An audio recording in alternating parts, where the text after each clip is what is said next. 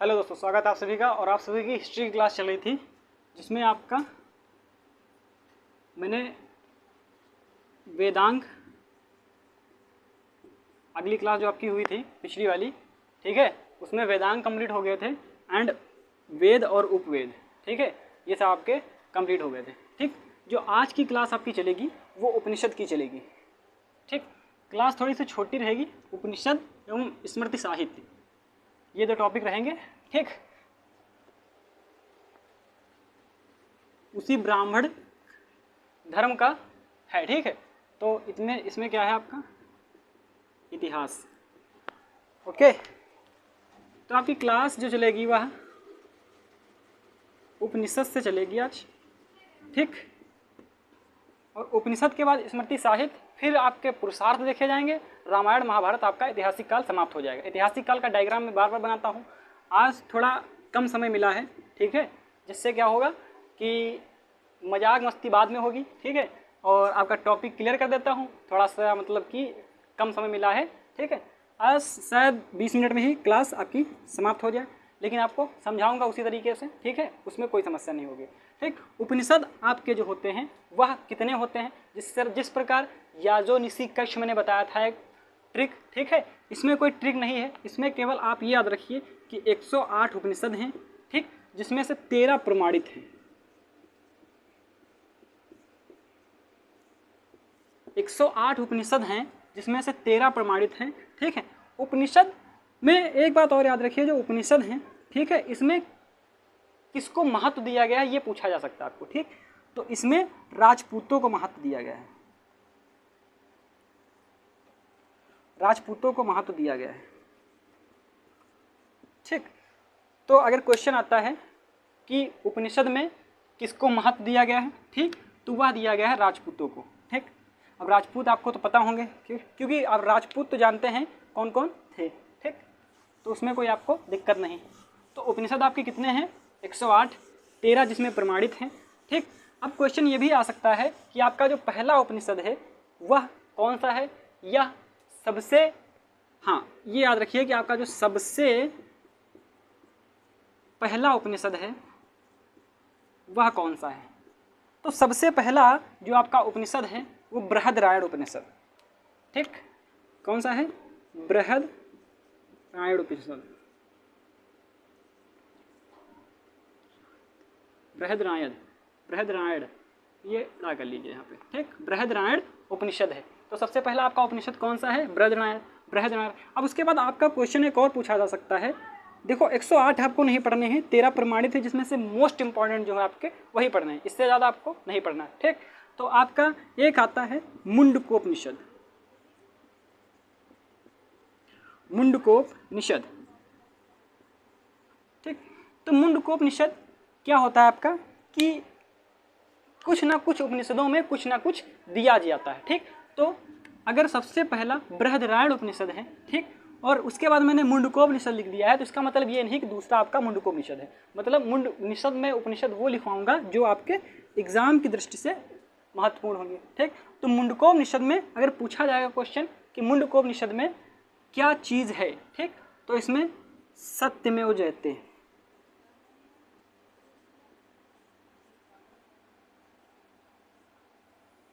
मतलब मुंडकोपनिषद में क्या है? सत्यमेव जयते शब्द प्राप्त हुआ है। ठीक, तो ऐसे ही क्वेश्चन आएगा कि सत्यमेव जयते किस उपनिषद में प्राप्त है, मतलब किस उपनिषद में है, तो आपका मुंडकोपनिषद में है। ठीक, अगर पूछा जाएगा क्वेश्चन सबसे पहला उपनिषद कौन सा है, तो आपका बृहदरायण उपनिषद है। ठीक, अब अगर ये पूछा जा सकता है कि सबसे पहला कौन सा है, तो क्वेश्चन ये भी आ सकता है कि सबसे आखिरी का उपनिषद कौन सा है। ठीक, तो वह है आपका आलोप उपनिषद। आलोप उपनिषद। इसको याद कैसे रखेंगे? देखो, अगर आप याद करना की ट्रिक मतलब थोड़ा सा कोई ज़्यादा नहीं है इसमें। देखिए, आ से स्टार्टिंग होता है, ज्ञा पे ख़त्म होता है। तो आप याद रखिए कि आलोपनिषद आ से स्टार्टिंग होता है लेकिन ज्ञा पे ख़त्म होता है। तो इसमें क्या है, यह सबसे बाद में लिखा गया, सबसे बाद में। सबसे आखिरी का उपनिषद कौन सा है? आलोपनिषद। आता आ सबसे पहले है लेकिन लिखा सबसे कहाँ गया है? बाद में। ऐसे आप याद कर सकते हैं। ठीक, यह कब लिखा गया ये भी याद रखिए, तो यह बाबर के समय लिखा गया है। ठीक, बाबर के नहीं, अकबर के समय लिखा गया, ठीक, क्योंकि बाबर तो बहुत जल्दी हो जाएगा। तो यह अकबर के समय पर लिखा गया है।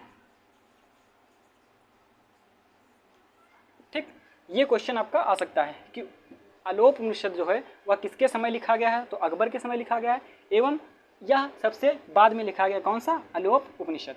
ठीक, तो आपका सबसे पहला उपनिषद बृहदरायण, दूसरा आपका मुंडकोपनिषद जिसमें क्या है, सत्यमेव जयते शब्द प्राप्त हुआ है। ठीक, और 2-4 हैं वो भी जान लीजिए आप, कि एक आता है आपको कठोपनिषद। ठीक, अब ये कठोपनिषद क्या है वो समझिए। कठोपनिषद में भी किसी ना किसी चीज की चर्चा होगी। ठीक, तो आपका जो कठोपनिषद है, ठीक, मैंने बोला 13 प्रमाणित हैं, 108 आपके उपनिषद हैं, जिसमें मोस्ट इंपॉर्टेंट होंगे वही आपको बताऊंगा, क्योंकि देखो सारे नहीं पढ़ने हैं, जो आपको आए वही पढ़ने हैं। ठीक है, लेकिन अगर आपको कोई समस्या होती है तो आपको सारे भी पढ़ाए जा सकते हैं, कोई बहुत बड़ी बात नहीं है। ठीक, तो ये आपका आता है कठोपनिषद। तो कठोपनिषद में देखो, कठोप से याद रखेंगे आप क्या, कठोपनिषद याद रखना है किसमें, यम नचिकेता, यम नचिकेता, नचिकेता, यम नचिकेता ओम की चर्चा है। ठीक, यम नचिकेता ओम की चर्चा किसमें है, कठोप उपनिषद में। ठीक, तो क्वेश्चन आएगा कि कठोप उपनिषद में किसकी चर्चा है, तो कठोप उपनिषद में यम नचिकेता ओम की चर्चा है। ये क्वेश्चन आपका आ सकता है। ठीक, तो कठोप उपनिषद में किसकी चर्चा है, वह है यम नचिकेता ओम की। और अगर क्वेश्चन आएगा आपका कि सबसे पहला कौन सा है, तो वह बृहदरायण है। एंड अगर पूछा जाएगा सबसे आखिरी में कौन सा आया, तो वह आपका आया आलोपनिषद। ठीक, तो सबसे आखिरी में आलोपनिषद। ठीक, और आता है आपका कठोपनिषद जिसमें यम नचिकेता ओम की चर्चा है। ठीक, और एक आता है क्या बोलते हैं, जलोप, हाँ,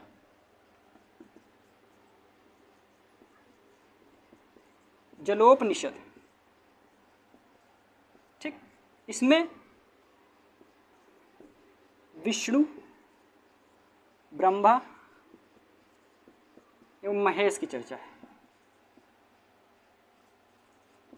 महेश की चर्चा। ठीक, अगर क्वेश्चन आता है कि कौन से उपनिषद में विष्णु एवं ब्रह्मा विष्णु महेश की चर्चा है, तो आपका जलोप उपनिषद में ब्रह्मा विष्णु एवं महेश की चर्चा है। ठीक, इससे ज़्यादा आपको उपनिषद में ना पढ़ना है, ना इससे ज़्यादा आएगा अगर आप वनडे एग्जाम दे रहे हैं। और अगर आप डीपली वाला एग्जाम दे रहे हैं, ठीक है, तो आपको पूछा जा सकता है। ठीक, तो इस देखो ये जो चलेगी आपकी क्लास, ठीक है, देखो मैं नहीं कहता कि आपको पूरा नहीं पढ़ाऊंगा पूरा, उसमें कोई समस्या नहीं। ठीक, अगर आपको यहाँ से नहीं फंस रहा है, ठीक है, तो बिल्कुल आप कह सकते हैं आपकी हिस्ट्री की क्लास में पहले से लूँगा। लेकिन हाँ, जो वो क्लास लूँगा वो आपकी 30 मिनट की नहीं होगी, 1 घंटे की एक क्लास होगी, जो कि आपका सिलेबस जाकर खत्म होगा। ये जैसे आपका 6 महीने में खत्म होता है, तो आपका साल भर में खत्म होगा सिलेबस। ठीक, लेकिन एक आपको भी ये कहना पड़ेगा कि मैं रेगुलरिटी मेंटेन करूँगा। और हाँ, प्रॉपरली टाइम पे आएंगे आप 6 बजे, 6 बजे आपकी क्लास आ जाएगी और 6 बजे आपको क्लास प्राप्त हो जाएगी। अगर आप कोई लोग ऑनलाइन पढ़ता है, जो ऑफलाइन पढ़ता है उसको 6 बजे, और ऑनलाइन भी जो पढ़ रहा है उसको भी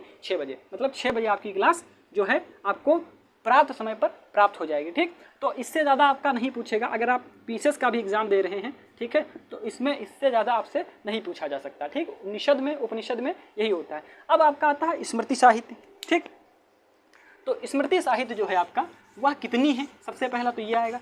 तो आपकी स्मृति साहित्य जो है वह 36, मतलब 36 स्मृति साहित्य है। ठीक, तो आपका आएगा। और ये सब कहाँ का है, ये सब ब्राह्मण धर्म का है, जिसमें मैंने आपको क्या पढ़ा है, वेद पढ़ा है, ब्राह्मण ग्रंथ पढ़ा है। ठीक, उसके बाद आपका वेदांग पढ़ा है मैंने। ओके, समझ में आएगा आपको, वेद उपवेद ब्राह्मण ग्रंथ, और उसके बाद आपका आप चल रहा है उपनिषद आपका टॉपिक खत्म हुआ। उसके बाद आता है आपका स्मृति साहित्य। और हाँ, जिसने भी चैनल सब्सक्राइब नहीं किया बिल्कुल सब्सक्राइब कर सकते हैं। आपको प्रॉपरली एक दिन की क्लास मिलेगी यूट्यूब पर। ठीक है, बिल्कुल आप आकर ज्वाइन करिए स्मृति साहित्य। ठीक, स्मृति साहित्य इसमें टोटल हैं 36। ठीक, इसमें कोई प्रमाणित वगैरह नहीं चर्चा, मतलब कोई प्रमाणित वगैरह का चक्कर नहीं। सिर्फ इसमें आपको जो पहली मतलब एक पहली है वह है याज्ञवल्क्य स्मृति साहित्य, स्मृति, इतना याद रखिएगा कि याज्ञवल्क्य स्मृति जो है इसमें कहा गया है कि हम लोग मतलब कि आप लोग हमेशा मस्त रहें। इसमें लिखा है कि आप लोग हमेशा मस्त रहें। किस स्मृति साहित्य में? याज्ञवल्क्य स्मृति साहित्य में। ठीक, दूसरा आपका आता है मनुस्मृति। ठीक, मनुस्मृति क्या है? वह आपकी जो है वह सबसे प्राचीन, ठीक है, एवं राजनीतिक पुस्तक है। ये मैंने आपको बताया था, गैर धार्मिक में मैंने एक पुस्तक लिखाई थी मनुस्मृति। ठीक है, मैंने बोला था ना मनुस्मृति जो प्राचीन है एवं राजनीतिक पुस्तक है। ठीक, तो ये मैंने आपको लिखाई थी, ये आपको याद होनी चाहिए। ठीक, तो मैंने बोला आप लोग हमेशा मस्त रहे। ये किस में है? तो याज्ञवल्क्य स्मृति साहित्य में। मैंने एक लाइन पढ़ी थी, डॉक्टर कुमार सर की है, डॉक्टर कुमार विश्वास सर की, आपने पता होगा कि जिसकी मस्ती जिंदा है उसकी हस्ती जिंदा है। ठीक है, तो आप हमेशा हंसते रहे। देखो आप अगर एक फोटो खिंचवाते हैं तो स्माइल करते हैं, सेल्फी लेते हैं तो उसमें स्माइल करते हैं अच्छे से। ठीक है, तो अगर आप हमेशा मुस्कुराते रहिए तो आपसे मतलब समझ सकते हैं कि आपको क्या प्राप्त होगा। ठीक, तो वही कहता हूँ कि जिसकी मस्ती जिंदा है उसकी हस्ती जिंदा है। ठीक, तो आपका जो मनुस्मृति है इसमें क्या हुआ है? इसमें SC एंड ST को दबाया गया है। ठीक, पहली बात तो ये। ठीक, ST एवं SC को दबाया गया, प्लस महिलाओं को भी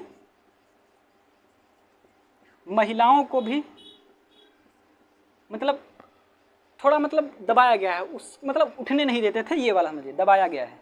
महिलाओं को भी दबाया गया है, मतलब कोई उच्च काम महिलाएं नहीं कर सकती थी। ठीक है, ये सब स्मृति साहित्य में। कौन सी? मनुस्मृति साहित्य में।